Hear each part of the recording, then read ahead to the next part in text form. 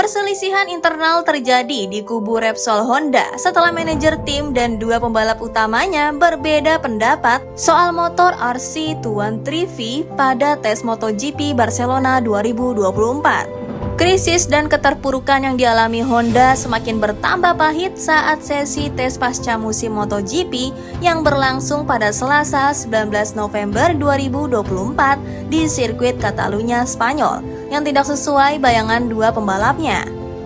Joan Mir dan Luca Marini merasakan hasil yang kurang memuaskan, terutama Mir yang dengan gamblang menganggap bahwa sesi tes tersebut sama sekali tidak produktif karena dia melakukan uji coba pada hal-hal yang sebelumnya sudah pernah diuji.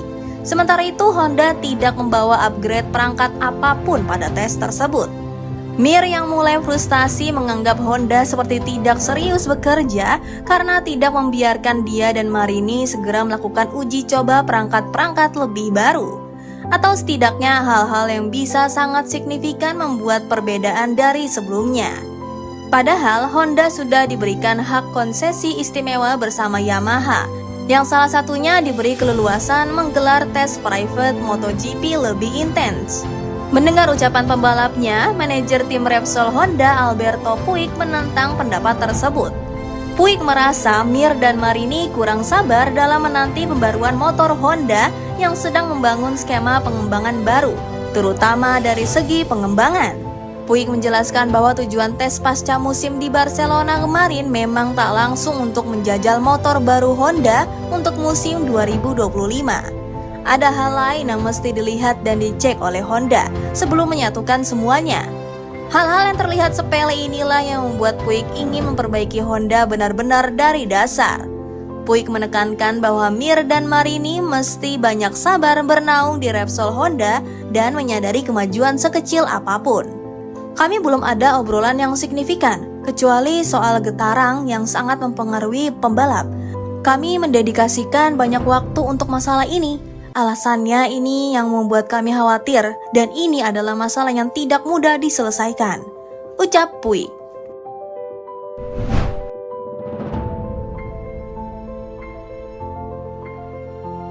Ducati akan kedatangan anggota baru pada MotoGP 2025, yakni Marc Marquez, setelah sebelumnya dia memperkuat tim satelit Ducati Gresini.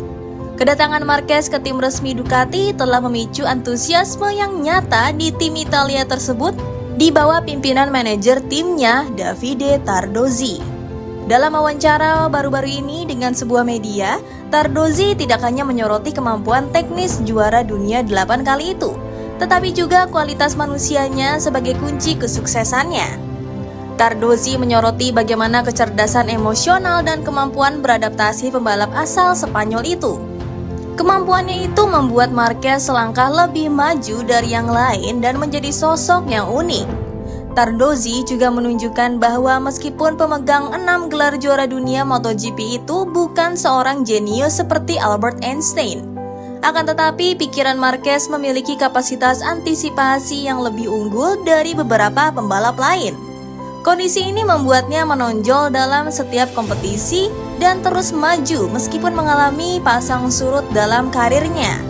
Membandingkan duo Marquez-Francesco Bagnaia dengan pasangan Valentino Rossi-Jorge Lorenzo yang bersejarah di Yamaha menyoroti ambisi Ducati. Tardozzi yakin kombinasi saat ini dapat mengungguli tim manapun dalam sejarah MotoGP baru-baru ini. Bahkan upaya Honda yang gagal dengan Marquez dan Lorenzo pada 2019. Dengan Marquez yang membawa pengalaman dan bakatnya yang tak perlu diragukan lagi, dan Bagnaia sebagai runner-up tahun ini, Ducati tampak lebih dari siap untuk menantang para pesaingnya dalam perebutan gelar juara dunia.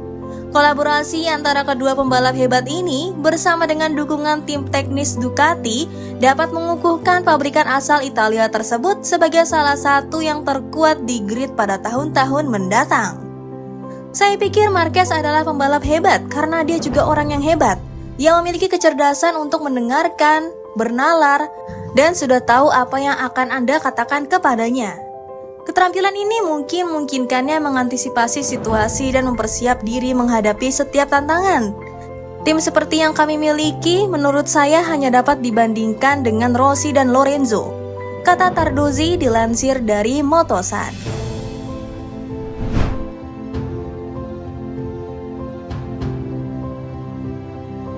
Manajer tim Pramac Gino Borsoi akan membawa mentalitas yang sama di Yamaha pada MotoGP 2025, sebagaimana budaya kerja mereka saat jadi tim satelit Ducati.